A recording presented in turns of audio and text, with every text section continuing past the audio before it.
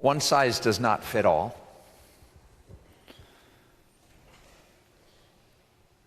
We're either for choices in education or against choices in education. And when we're against choices in education, we are saying we know best what's best for you and your children. Or we're saying, well, we only want the wealthy to have choices. Because there's always going to be choices for the wealthy.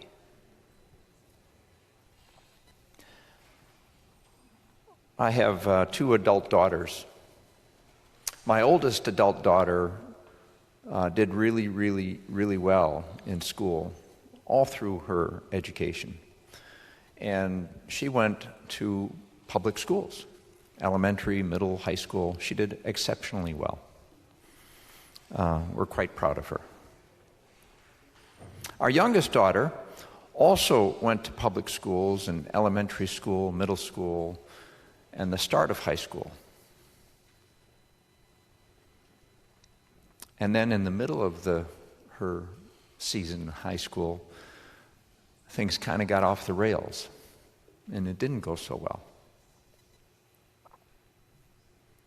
And there's nothing more concerning as a parent when things go off the rails for your child. And you're scrambling to try to figure out what's going on, and you want to help. It was frustrating for her as well. Her sophomore year in high school was quite a challenge, and I don't want to get into any of the details.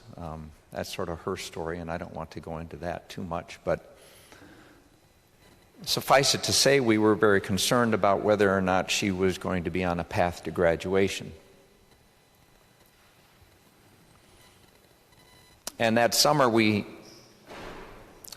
got to a point with her where she realized she needed to go to a summer school option, and the public school offered a summer school option, and she herself said, "I'm not going to be successful with that option." And we found a private school that offered a summer school option. And during the course of that summer, while she was going to that private school, we were exploring what the options might be for the following school year.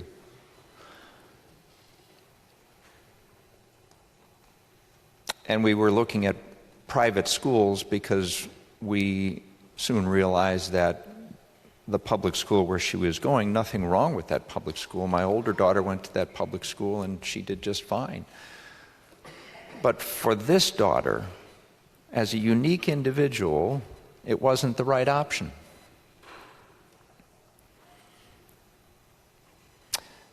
And so she ended up going to the same private school that she went to for summer school. And it's expensive. And we didn't make enough money, or we didn't make too little money, or we made too much money to qualify for choice, but not enough money to simply write a big check. So we scrambled, as any parent would, to try to figure out how can we make this work. School worked with us some, and we scraped and figured out how to make it happen. So that was her junior year in high school, and she did remarkably well. And I am eternally grateful to that school for believing in her, for coming alongside of her and giving her the encouragement that she needed, to bringing out the leader in her, to challenging her, returning and restoring her confidence.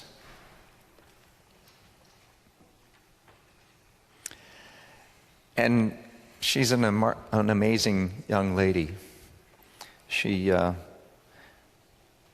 She's the kind of person whenever she sets her mind to something, it's going to happen. Now, getting her to set her mind to something, that was the challenge at the time. So, incredibly, she gets halfway through her junior year in school. This is the first year in the private school. And she says, you realize, because she did some advanced studies in middle school, she says, you realize, she says, by the time I complete my junior year in high school, she says, I'm only going to need 3 more credits to graduate. And we said, okay, yeah, we get that. All right, that's good. She says, well, no, you don't understand. She says, I want to graduate early. Okay. Well, what does that mean? She said, well, I've got a plan. She laid out her plan. She's a planner. She laid out her plan for us. And we're like, well, have you talked to the school about this plan of yours? And she says, well, we she included us. She says, we have an appointment with the academic dean next week, Tuesday. Anyway, suffice it to say, fast forward, she laid out the plan to the dean and included some online studies and summer school again the next summer. And the dean said to us, he said, are you guys okay with this? I said, well, it's not about us. Are you okay with this? Because, by golly, a year ago, we weren't sure if she was ever going to graduate from high school.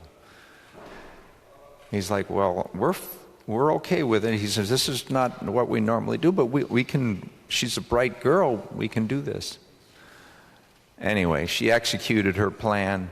She completed her final exam for her qualifying to graduate in August 9th, I think it was, and then August 17th, we were moving her into her college dorm. And so we're awfully proud of her. But one size doesn't fit all. And what we're talking about with choice is that you're either in favor of choice because you recognize that one size doesn't fit all, that it's not about the schools. We don't have to judge the schools. It's not about whether choice schools perform better than public schools or vice versa. It's not a competition. It's not about one bureaucracy versus another bureaucracy. This is about choice for the students and the parents to find the best fit for them. And it's about providing choices to those parents who might not otherwise be able to afford private schools. We were fortunate that we were able to scrape together enough to make it work for our daughter. Thank goodness she graduated early. But what if we couldn't? I don't know what her course might have been.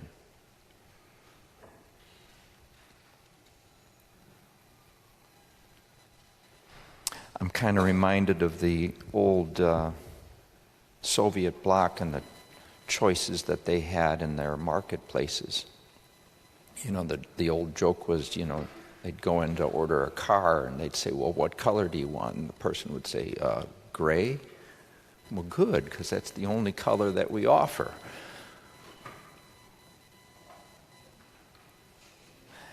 And what they realized and why they went through a restructuring is that they realized that choices are empowering and that competition breeds success, that it brings along with it success, that when there is competition, and then everybody wants to improve. And all schools get better when there's choices.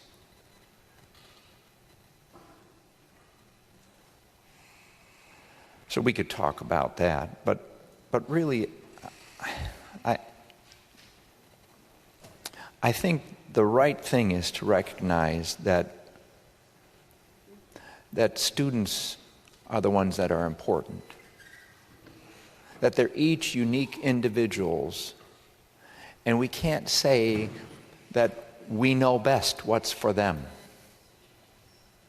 when it comes to their course in academic pursuits. There's countless stories that are even dramatically different than my own daughter's experience. And we've heard from many constituents who have unique stories about why choice in education is important to them. We shouldn't be talking about bureaucracies, and the kids, they don't care about the money. The kids don't care about the money. They just want the choice. They want to be able to pursue what's best for them, Mr. Speaker.